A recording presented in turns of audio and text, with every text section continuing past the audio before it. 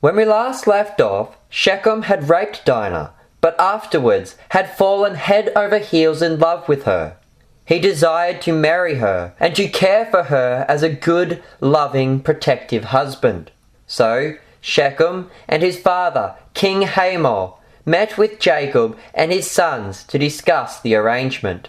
Hello, I'm Knight Jake, and welcome to Bible Wars.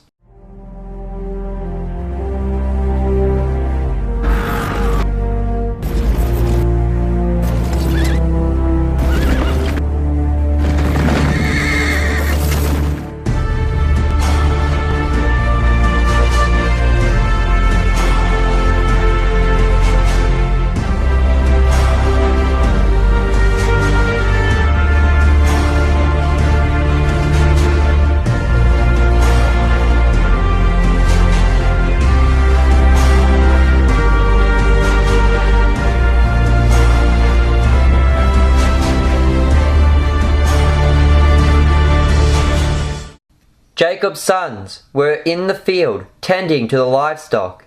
As soon as word came to them concerning the incident between Shechem and Dinah, they were angered, and they rushed inside. Hamor, who had been speaking with Jacob, addressed the sons. He said that Shechem's soul longed for their sister. Hamor pleaded with the sons of Jacob to give their blessing on the marriage. The fact that Hamor named the city after his son and was now pleading with the Israelites, which was an act seen as a shameful and humiliating thing in the ancient world, gives us a look into the relationship of Hamor and Shechem. It is possible that Shechem is an only child, and the way that he is able to boss around his father shows that he is a rather spoilt young man, which, if we take a moment to delve into the psychology of Shechem's mind, the fact that he is spoiled explains why he raped Dinah in the first place. Shechem is a spoiled prince who has received whatever he wants whenever he wants it.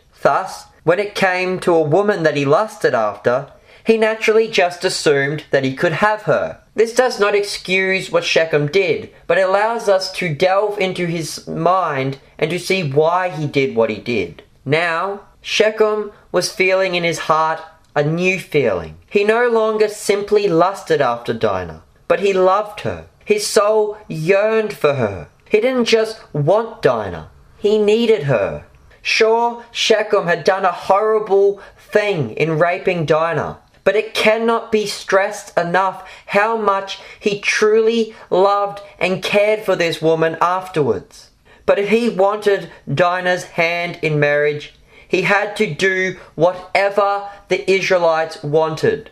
This put Shechem into a new position that he had never been in before, a position of humility. Hamor attempted to make a deal with the Israelites. He offered them an alliance between the two tribes. The women of Israel could marry the men of Shechem, and the women of Shechem could marry the men of Israel. This was not a mere peace treaty. This was an offer at a true unity of the two peoples. Hamor offered the Israelites joint land with the Shechemites. He says, "Dwell with us, and the land shall be open to you. Dwell and trade in it, and get property in it." With this marriage, Hamor was hoping to unite the two tribes. Shechem would one day be king of the city, and Dinah would be his queen. Their son, the grandson of Jacob, would one day succeed Shechem as king, and their son would sit on the throne as king of Shechem. This boy would be descended from both Hamor and Jacob. Thus, the two people could be united under a single crown.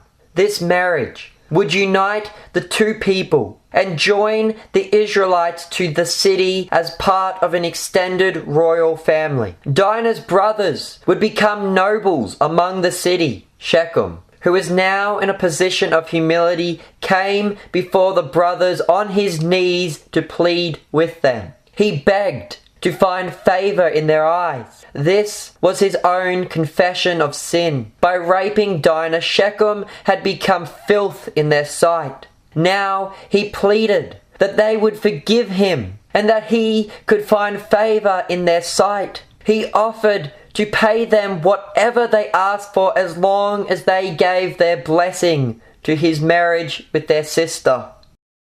The sons of Jacob were unforgiving and very much still angry with Shechem, and so they spoke with him deceitfully. They stated that their sister could never marry an uncircumcised man. Therefore, their request was that every male in the city of Shechem would become circumcised. If Shechem would do this, then, and only then, could he marry Dinah.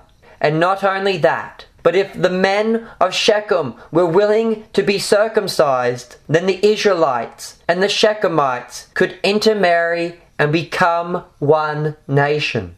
Now this point cannot be rushed over, for this is a very significant point. Circumcision was the sign of God's covenant with Abraham. Those who followed this practice were to be considered God's people. By circumcising himself, Shechem was not only performing a minor surgery, but by doing this, he was becoming one of God's people, an Israelite, a Jew. He would be changing his religion from that of the people of Canaan, Baalism, to the worship of the God of Abraham, Isaac, and Jacob. And by forcing his city to do the same, Shechem was converting all of them to the worship of the God of Abraham.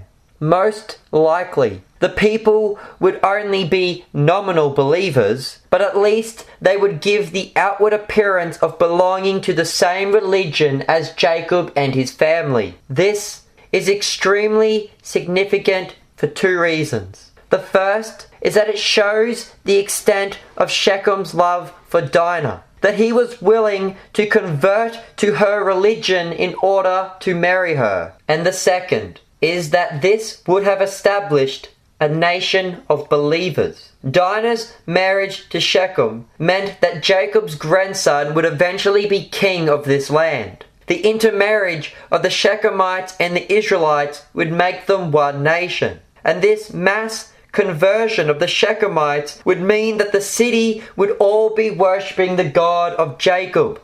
This deal was the best outcome for the Israelites, and Jacob agreed to it wholeheartedly. Jacob was unaware of his son's evil intentions and believed that the two nations would now be united as one people worshipping the same God, his God. But Jacob's sons had other plans. Shechem and Hamor returned home and spoke with their men. Hamor convinced the men of the city to be circumcised and to convert to the God of Jacob.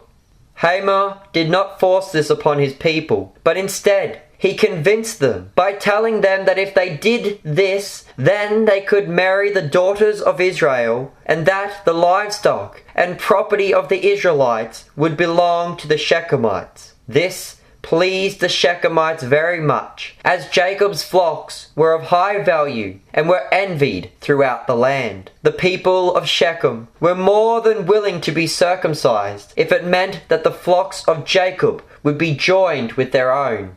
So all the men of Shechem went to the gate of the city, and there they were circumcised that very day. Join us next time as the Israelites seek retaliation on the Shechemites. Thank you for watching this episode of Bible Wars.